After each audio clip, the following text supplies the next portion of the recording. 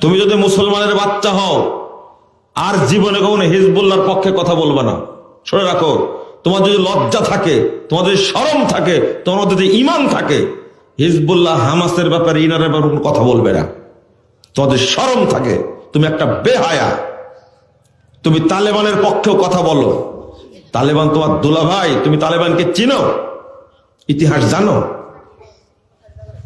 আবার শিখতে হবে, আবার চিনতে হবে। এরদোগানকে তুমি চিনো? যারা আজকে সিরিয়াকে স্বাধীন করেছে, বাশার মুক্ত করেছে, এই সংগঠন শামসুল হায়াত, এই সংগঠনটাকে এরদোগান সন্ত্রাসী সংগঠনের স্বীকৃতি দিয়েছে। এই সিরিয়াতেই ঈসা আলাইহিস সালাম দামেস্কে তিনি নামবেন এবং ইমাম মাহদী তার সাথে দেখা হবে এই সিরিয়াতেই। এই সিরিয়াতে সালাত আদায় করে যখন বের হবেন ঈসা আলাইহিস সালাম, তখন গেটেই পেয়ে যাবে দাজ্জালকে, দাজ্জালকে এখানে হত্যা করবে। এত স্মৃতি সিরিয়ার। আমি শুকরিয়া করছি আল্লাহর, আজকে দীর্ঘ 53 বছর পরে সিরিয়ায় শিয়া নুসাইরি কাফের শাসক বাশার আল আসাদের পতন হয়েছে। এই জন্য আলহামদুলিল্লাহ পড়ি। এত খুশি হয়েছে।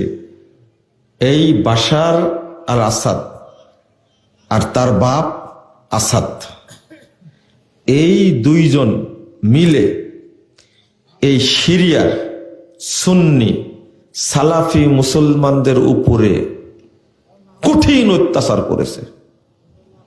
আজকে তার পতন হয়েছে। এটা একটা বিশেষ দিন আমাদের জন্য। যদিও বাংলাদেশের কিছু মানুষ ভাববে যে বাশার একজন মুসলিম শাসক, তার পতন করল, এটা তো প্রশংসা করা ঠিক হলো না। হ্যাঁ, আপনি ওই জাতেরই লোক যে বাংলাদেশ দীর্ঘ দিন যাবত 16টা বছর আষ্টে পৃষ্ঠে থেকে হাজার হাজার মানুষকে গুম করে, খুন করে, আয়নাঘর তৈরি করে যখন এই মানুষ মুক্ত হয়েছে 5ই আগস্ট, তখন আপনারও কষ্ট হয়েছে যে এইরকম একটা এতদিনের শাসককে তাড়াই দিল এরা। আপনি ওই ধারারই মানুষ। আপনার এই আফসোস করাতে আমার কিছু যায় আসে না। আনন্দের দিন কেন বলছি জানেন? এত ভালো লাগছে আজকে একটা ভিডিও দেখে, আমার কাছে পাঠাইছে আমার এক শিক্ষক, আমাদের এক প্রতিষ্ঠানের শিক্ষক পাঠাইছে। সেখানে দীর্ঘ প্রায় 22 বছর যাবত এই মসজিদে আজানও বন্ধ ছিল, সালাতও বন্ধ ছিল। এই মসজিদটা উমাইয়া যুগে প্রতিষ্ঠিত। এই মসজিদ হলো সালাফিদের, আহলেল হাদিসদের প্রতিষ্ঠান। মসজিদ বন্ধ করে দিয়েছিল এই শয়তান। আজকে মুক্ত হয়েছে আলহামদুলিল্লাহ। এবং একজন বিদ্রোহী সেনা আজান দিচ্ছে এত সুন্দর কণ্ঠে, এটা শুনতেই যেন মনে হচ্ছে আবার শুনে। দীর্ঘদিন পর ওই জায়গাতে দাঁড়ায় আজান দিচ্ছেন, কি আনন্দে উৎফুল্লে, আর কি দারুণ সুরে আজানটা দিচ্ছে। এতদিন আজান হতো না সে জায়গাতে। 2 নম্বর, যে জেলখানায় সিরিয়ায় ইমাম ইবনে তাইমিয়াকে আটকে রাখা হয়েছিল, সেই জেলখানা আজকে তারা মুক্ত করে দিয়েছে। এই জায়গায় রেখে তাদেরকে নির্যাতন করা হতো। এই জেলখানাতেই শেখ আলবানী রহিমাহুল্লাহ ছিলেন। এই সিরিয়াতে কি পরিমাণ যে স্মৃতি রয়েছে, কত বড় বড় আলেমের জন্ম সেখানে। এই সিরিয়া দখল করে রাখছিল এই অপবিত্র শিয়া নুসাইরি শয়তানগুলো। আল্লাহ তাদের আজকে পতন করেছেন। বলেন আলহামদুলিল্লাহ। খুশি হতে পারেন না, তাই না? এই বিদ্রোহী ভাইরা, আমি কিন্তু আগে বক্তব্যে বলতাম যে সিরিয়াতে যে সংগ্রামটা করছে বিদ্রোহী গ্রুপটা, এই গ্রুপটাকে অস্ত্র এবং অর্থ সহযোগিতা করছে সরাসরি সৌদি আরব এবং কুয়েত আর দুবাই। আল্লাহ এতদিন পরে উন্মুক্ত করে দিয়েছে, আলহামদুলিল্লাহ আলহামদুলিল্লাহ। কত যে আনন্দ ভিতরে, আপনি বুঝবেন না, কারণ আপনি ইবনু তাইমিয়াকেও ভালোবাসেন না, ইমাম ইবনুল কাইয়িমকেও ভালোবাসেন না। সবার কবর ওই জায়গায় আছে, কত নবীর কবর ওই জায়গা আছে। এমন একটা জায়গা পৃথিবীতে মানুষ কোথাও জায়গা পাবে না, কিন্তু আল্লাহ বলছেন, রাসূল সাল্লাল্লাহু আলাইহি ওয়াসাল্লাম আল্লাহর কাছে দোয়া করছেন, আল্লাহ তুমি সিরিয়ার উপরে বরকত নাজিল করো, সবাই সিরিয়ায় আশ্রয় নেবে এমন একটা জায়গায়। এই সিরিয়াতেই ঈসা আলাইহিস সালাম দামেস্কে তিনি নামবেন এবং ইমাম মাহদী তার সাথে দেখা হবে এই সিরিয়াতেই। এই সিরিয়াতে সালাত আদায় করে যখন বের হবেন ঈসা আলাইহিস সালাম, তখন গেটেই পেয়ে যাবে দাজ্জালকে, দাজ্জালকে এখানে হত্যা করবে। এত স্মৃতি সিরিয়ার। এই শিয়া অপবিত্র থেকে আজকে মুক্ত হয়েছে, আনন্দের শেষ নাই সারা পৃথিবীতে যারা সালাফি আকীদার মানুষ। বলেন আলহামদুলিল্লাহ। এর চেয়ে খুশি হব, এটা বলে দিচ্ছি, এর চেয়েও খুশি হব যেদিন ইরান থেকে শিয়া মুক্ত হবে। ইরান আছে না, ইরান, এরা হলো ইহুদি খ্রিস্টানদের চেয়ে বড় দুশমন, মুসলমানদের বড় দুশমন। আপনারা কি জানেন ঘটনা কি ঘটেছে? জানেন না? এই ইসরায়েল আর হেজবুল্লাহ যুদ্ধ করছিল না, এরা করছিল, এখন করে না, 30 দিনের মধ্যে বন্ধ করে দিছে যুদ্ধ। কি করেছে? বন্ধ আছে এখন। কেন বন্ধ করছে জানেন? এতই বদের বদ এরা। দেখেন পত্রিকা লেখে, আমার কথা পত্রিকায় লিখেছে, হিজবুল্লাহ, হামাস এবং ইরান এরা সবাই মিলে বাশার আল আসাদের পক্ষে লড়াই করার জন্য ওইদিক ঘুরে গেছে। এখন কি বুঝলেন? এতদিন কার জন্য কাঁদলেন আপনি বলেন তো দেখি? কার জন্য চোখের পানি ফেললেন? এটাই তো বুঝাতে পারে না এই দেশের মানুষকে। আবেগী তো, শুধু গালি দেয়, শুধু গালি দেয় মুজাফফরকে। আমার মুখে যা আছে তাই বলে দিয়েছে, যা সত্য তাই বলে দিই, মানুষ বুঝবে 10 বছর পর, তবে বলে দিব। আপনার কথাটা বুঝতে পারলেন? আপনার হিজবুল্লাহর জন্য কান্নাকাটি করলেন না? এই হিজবুল্লাহ কি? এই হিজবুল্লাহ, এই হামাস, এই ইরান, এরা সব মিলে ইসরায়েলের সাথে যুদ্ধ বন্ধ করে তারা সামিল হলো বাশার আল আসাদের সাথে এই সিরিয়া দখলে রাখার জন্য।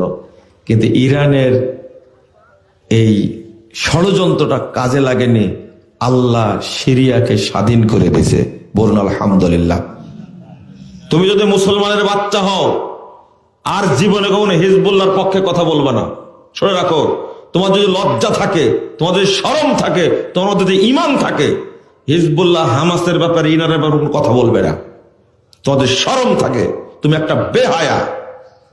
তুমি তালেবানের পক্ষেও কথা বলো, তালেবান তোমার দুলাভাই, তুমি তালেবানকে চিনো, ইতিহাস জানো।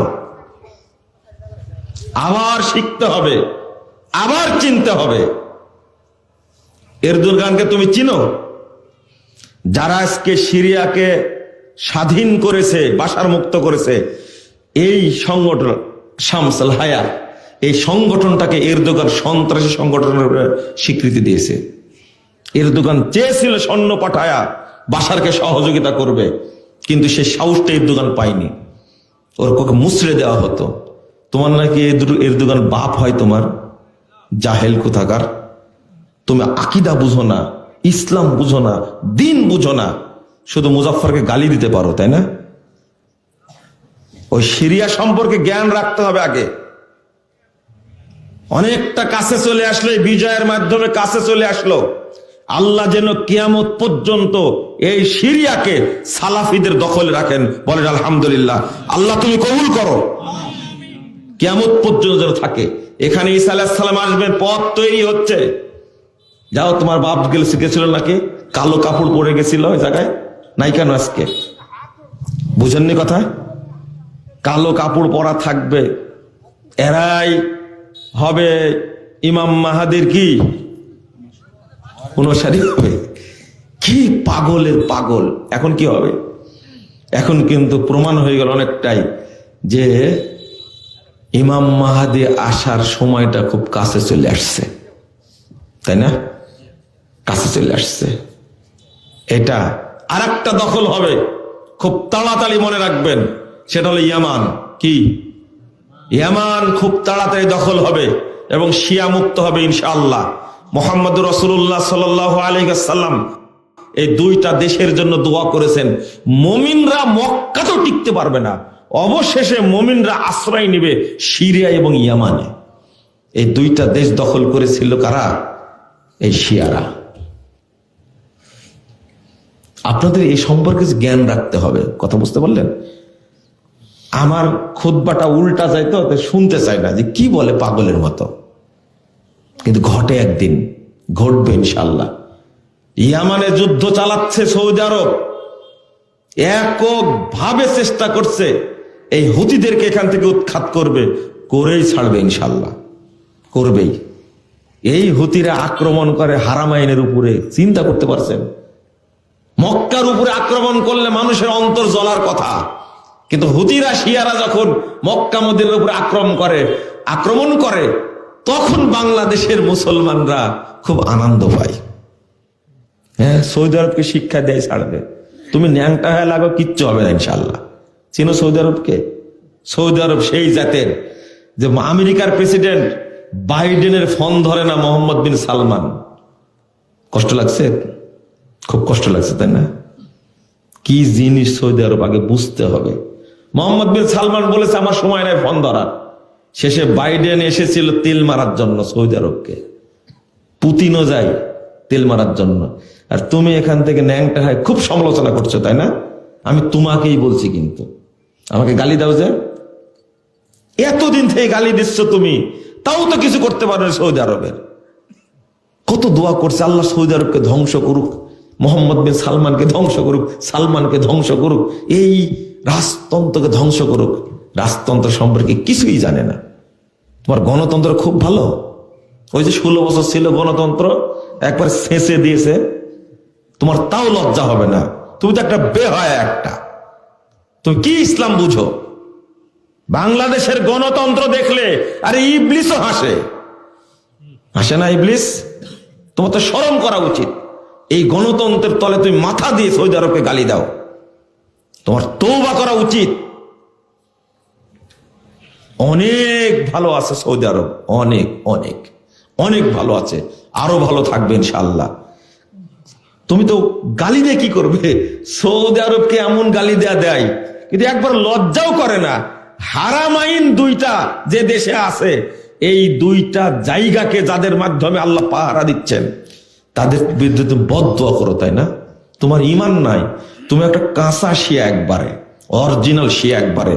বাংলাদেশের মিডিয়াগুলো এত খারাপের খারাপ, এত খারাপের খারাপ, সারাদিন সৌদি আরবের বদনাম করে, সারাদিন বদনাম করে। আর আমরা সৌদি আরবের পক্ষে কথা বলি, তাই তোমাদের খুব লাগে, তাই না? লাগে। থাকবে না এই সমস্ত ফালতুমে ইনশাআল্লাহ।